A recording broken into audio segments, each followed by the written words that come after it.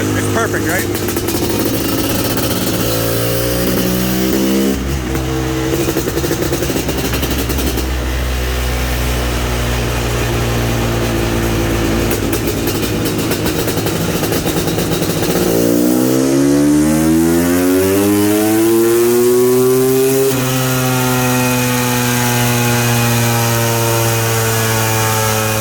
Guys, we might have a new record here. We might have a new record.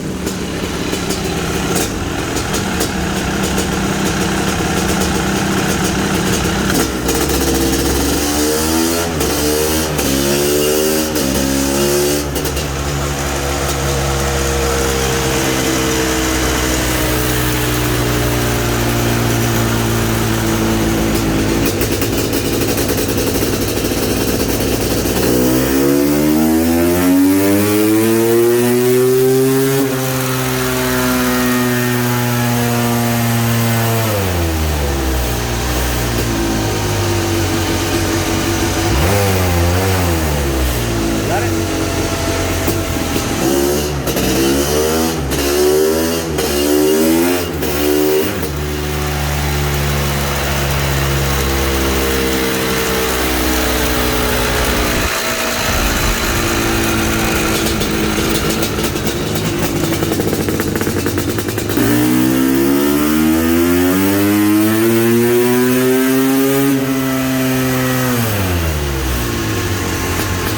$61.73. Holy shit! Woo! Yes! 61.73 horsepower. That's a new record. I'll be a son of a bitch. Woo! High five, brother.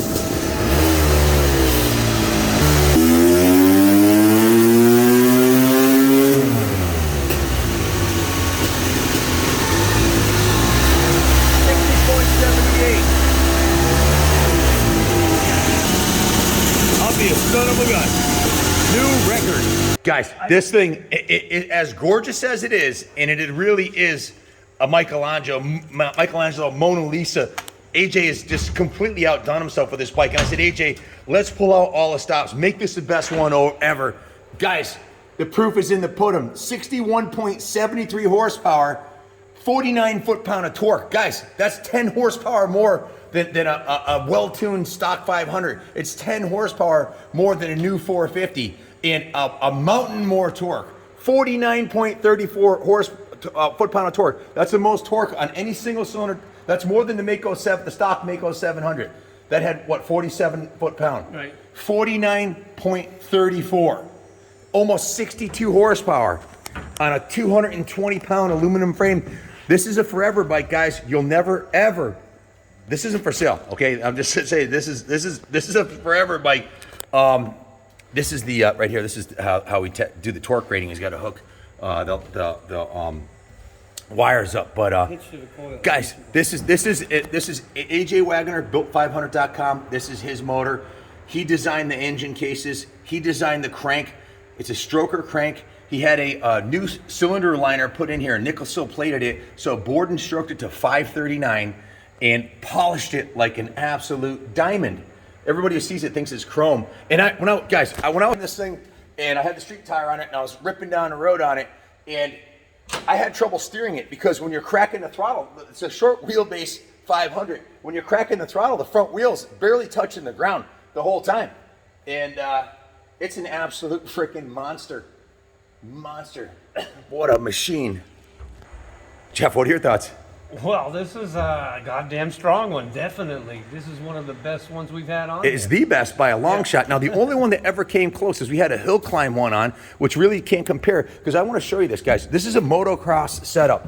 This engine, the porting, the way it's set up, the gearing, everything is from motocross. This is a small pro circuit pipe, the same they put on the CR491 or the CR500, the 491 cc's. I've had one with a CPI pipe, which is not really recommended for motocross because they hang down and they're really large. I'm betting you'd get up in the 64, 65 horsepower, and add 13% at the crank. So we're talking about a 70-something horsepower engine at the crank. The way the manufacturers say, so you guys who may not know what you're talking about out there, not to sound arrogant or anything, but if you don't know, the manufacturer's claim is at the crankshaft. where the sprocket is on the other side. That's right. And DynoJet says you lose 12% to the drum on the dyno. And the reason why is it's a parasitic drag of the rear wheel and the sprocket and the chain and it rubs on here and everything. It's parasitic drag, 12%. So 12% of 62 horsepower.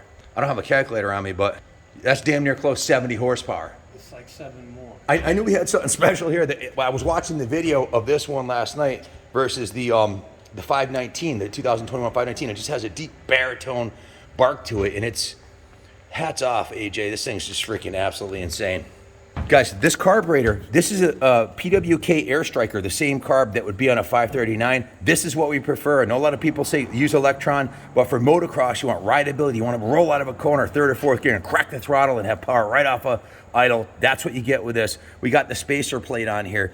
It's got the Boyson Reed valve, pro circuit pipe, factory 304 silencer, foam air filter. This is, this thing is an absolute work of art. MX Tech Pro suspension. This has what's called the National Shock on here. I've talked about it before. If you're new to this, but take a look at that. Look at the size of that shock shaft. It's freaking massive. It's like as big as a hot dog. DLC coated black. I mean, it's a freaking. And look where the reservoir is, way up high, 8 inches away from the pipe. Not like on the 450s, resting up against it. It's way up there, so it stays nice and cool. What a machine. Guys, I couldn't be happier with this machine. Like I said, when I talked to AJ, we never discussed price. We never discussed anything other than building the ultimate CR500. And beyond the shadow of a doubt, it's been done. Up this one, well, I've already been on the line with AJ. We're working on the 23 config now. We've got some real special stuff up. I think, actually, I'll let the cat out of the bag. I told him to order the special exhaust and have that texted him today. So we're going to have... we're going to see if we can one up this 62 horsepower here, 61.73 at the rear wheel. And I believe that pipe would be the key to unlocking another 5 to 10%. Guys, I got to say one other thing too. When I got this from AJ, usually all the bikes we got to tune them, we got to dyno tune them, we got to mess with the jetting and the timing. We haven't done a damn thing to this. We haven't had to. We thought the jetting was too fat on it. Riding it around, it's perfect. We got the sniffer, and Jeff did the sniffer. It was right on the money, right? Yeah, it was 13 to 1. It was 12-8, 13 to 1, right? It was perfect. 13 to 1. Yeah. Right on the money. We didn't hitch the fuel up this time. Yeah, we had the fuel the first 2 dyno runs. How many runs did we do? 4? We got a flat. What happened is we spun the rear tire because there's no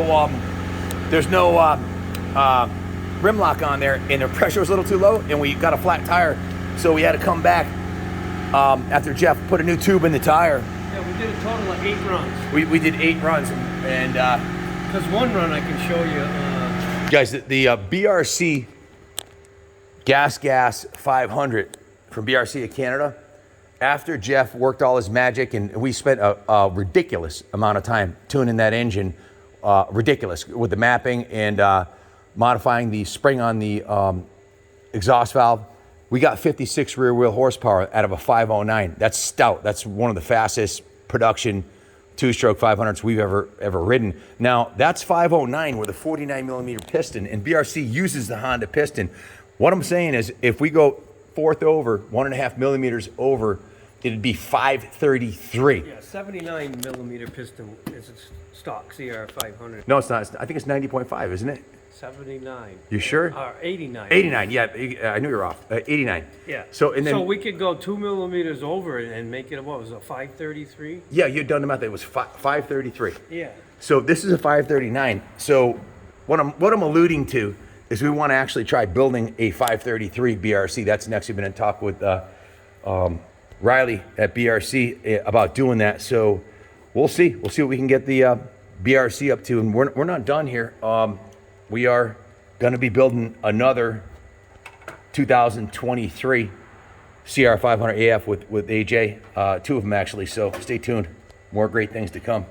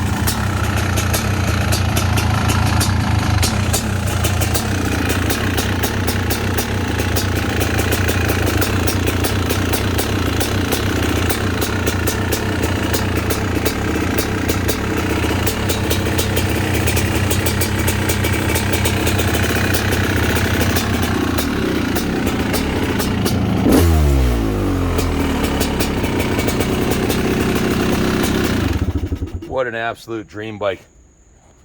God bless America. What a great way to end the day. Masterpiece. Thanks for watching. Hit the like and subscribe. Appreciate your support. God bless.